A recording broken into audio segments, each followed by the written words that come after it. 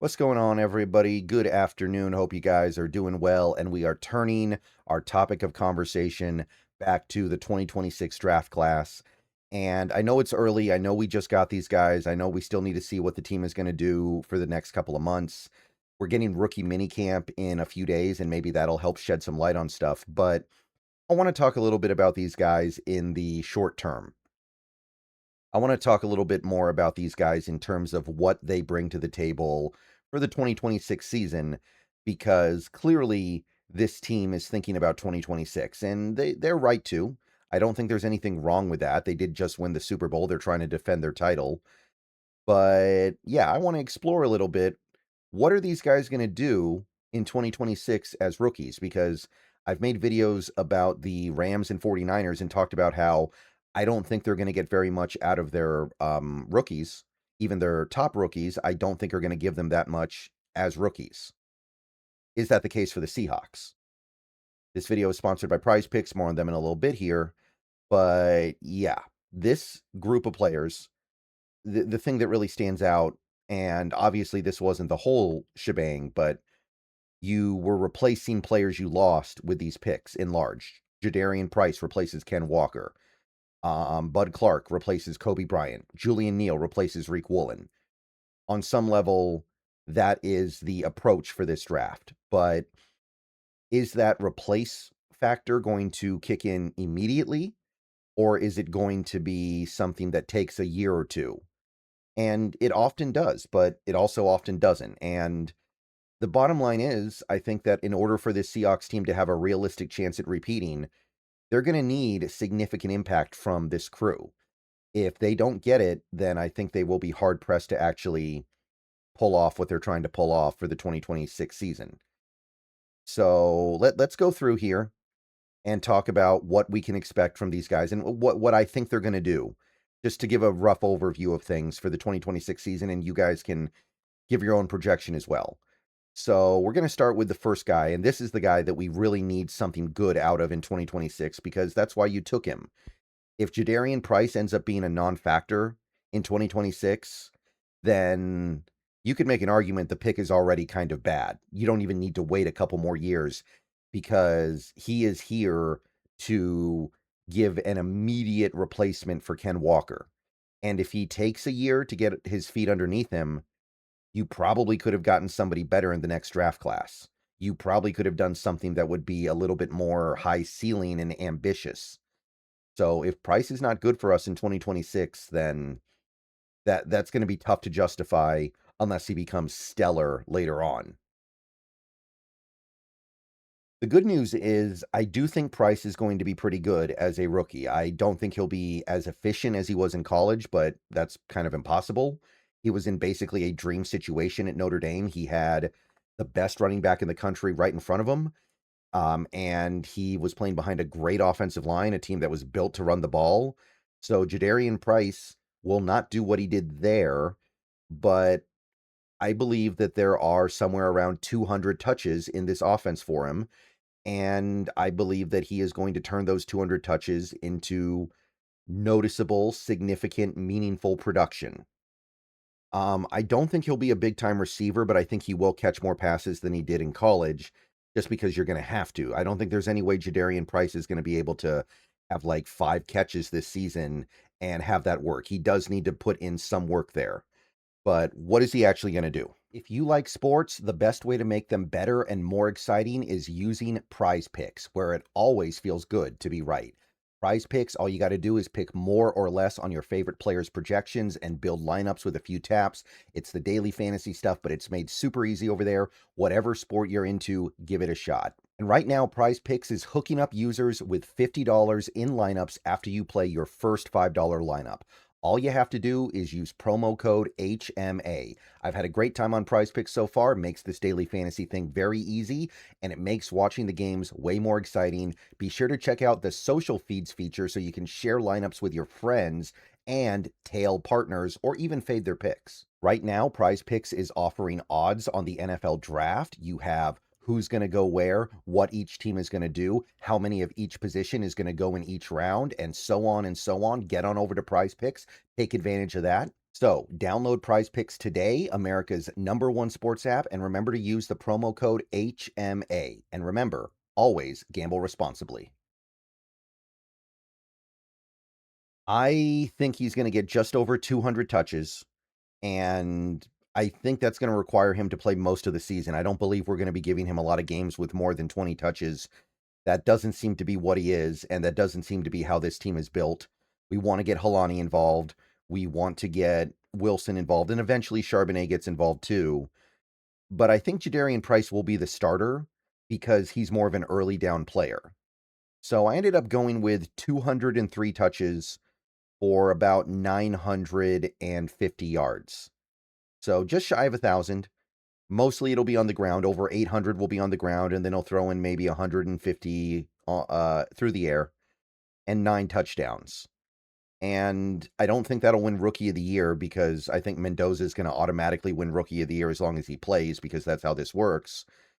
And there may be a couple other players as well that are a little bit ahead of that, but that'll be good. That'll be strong. That'll be enough to justify the pick. That'll at least make us happy for the time being.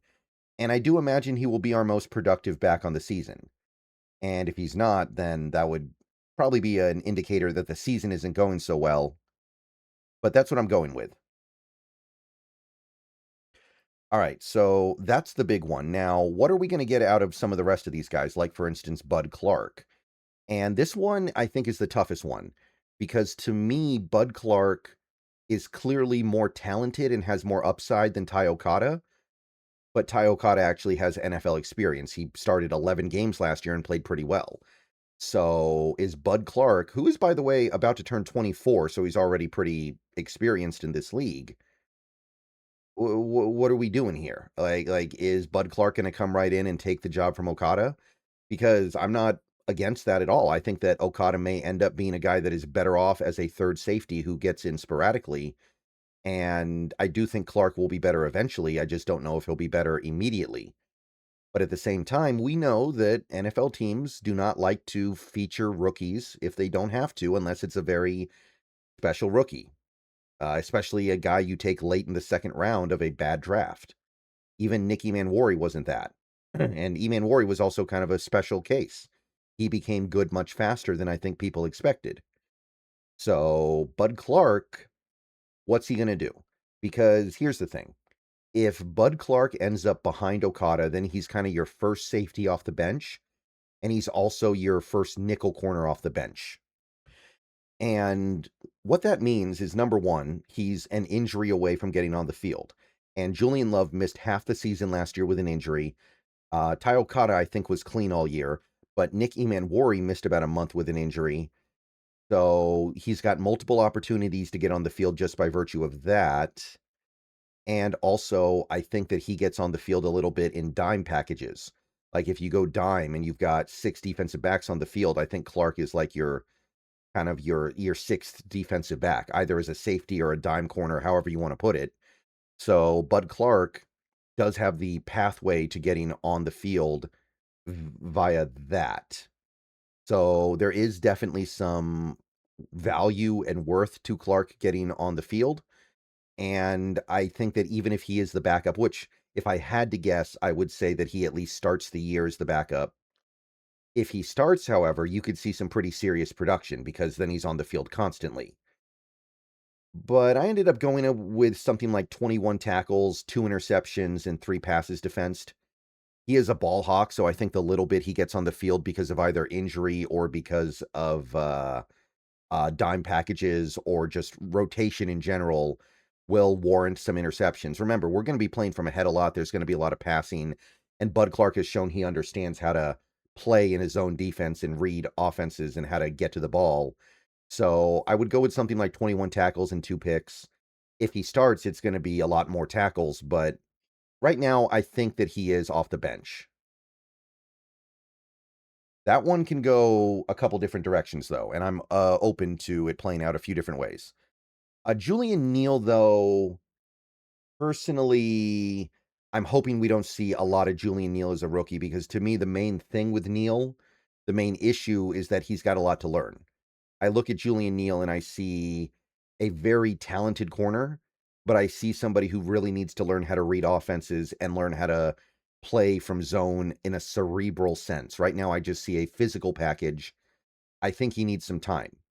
And the good thing about the Seahawks situation right now is they can afford to give Julian Neil time. They have Witherspoon, they have Job, they even have, I mean, Pritchett. And I'm not super high on Pritchett at this point, but he did show some upside last year. There were some good moments from him, so maybe that ends up being the pull break glass in case of emergency option. But at the same time, Neil could learn quickly. Neil could pick up the stuff he needs to pick up fast and be ready to play at some point this year. Even if that's the case, I don't know if there's a pathway to him getting on the field because Spoon and Job are pretty well entrenched. We just gave Job $24 million, and Spoon may be the best corner in football, depending on how you look at it. So I don't think that Neil really has a pathway to beat those guys. Maybe he can get on the field in some heavy DB packages, but again, I think Bud Clark is more likely to do that because he's a little bit more flexible. And while I do think Neil may end up playing safety at some point, I think that's on the table. I don't know if that would happen immediately. So I feel like Neil is going to be more like 9 tackles, 1 pass defensed. I wouldn't even be shocked if there's another corner between him and the field. Like maybe we keep Igbenogany, and Igbenogany gets to play over Neil in the event of injury. Maybe Pritchett becomes the guy instead of Neil in case of injury. It would not shock me because I think we want to be a little bit cautious with this one. We don't want to push him out there before he's ready. I could be wrong. And look, I think that Julian Neal's going to be really good. So if he ends up being good faster than I thought, that's awesome. But I want to make sure we're doing this the right way. And it wouldn't shock me if Neil does not make big contributions as a rookie and is mostly just a special teams guy. And I think that's kind of the way to play it. There's really only one more guy that I think is worth discussing in this video. It's Beau Stevens. And let me just say a couple things here. So first of all, there is some expectation from fans, and I've seen a lot of people say this, that he's going to start day one at right guard, that he's going to take over for Anthony Bradford. I'm just not convinced for a couple different reasons. And let's talk about that for a second. So first, Beau Stevens mostly played left guard in college. He played a little bit of right guard, but he was mostly a left guard. So I don't know about moving over to right guard at the NFL level. He's not some giant, super strong guy. It's not like you look at him and you go, oh yeah, that's a right guard all day. He lacks athleticism. So on that level, maybe, but is the conversion going to happen that quickly, even if it does happen at all? I don't look at Beau Stevens and go, oh yeah, that is a dyed-in-the-wool right guard, personally. Number 2, he's a 5th-round pick in a bad draft. And even if you think he's better than that, even if you think he should have been a 4th-round pick, we're still talking about a mid to late round pick in a bad draft. And to think that he's just going to step right in and take the job away from a guy like Anthony Bradford, who is heavily flawed, but also has some real strong sides to him, I don't think that's very realistic. I don't think that happens very often. Like, Bradford does do good things out there. He does bad things as well, but there are good things with Anthony Bradford, and this team does seem to value them. If this team wanted to replace Bradford, they've had opportunities to, and maybe they've tried to, but you can't say they seem all that invested in it, right? They had Gettings Dunker right there at 96, and they decided, no, we're going to trade back and let him go and take somebody else. I don't think they do that if they're sitting there thinking to themselves, we really need to replace Anthony Bradford. So I don't know about that. I don't even know where Stevens is going to end up in the NFL. Part of me thinks he's going to be a center because his arms are really short. He may end up being better off as a center. But whatever you think, left guard, right guard, center, I don't believe there are starting snaps for him on this team, and I don't believe that there's any necessarily reason to just assume injury. None of those guys have been super brittle in their career. I'm not going to sit here and say, oh yeah, I definitely think that X, Y, and Z are going to get hurt when they've given me very little reason to believe that. I guess, Sundell got hurt last year, but is he injury prone? We don't have enough information for that. So I do think Stevens is just going to be a backup this year. I think he'll play a few dozen snaps, garbage time, fill in for the short-term injury here and there, but I don't think Stevens will actually play significant snaps that teach us whether or not he's good or not.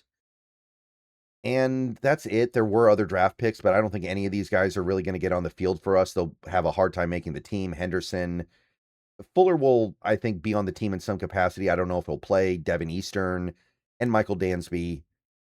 I can't really speak to that too much. All right, so that's kind of what I'm expecting from the Seahawks draft class in their rookie year. So one guy does a lot, one guy does a decent amount, another guy does a little, and that's about it. All right, see you guys later. Go Hawks. Let me know what you think. I will see you guys soon.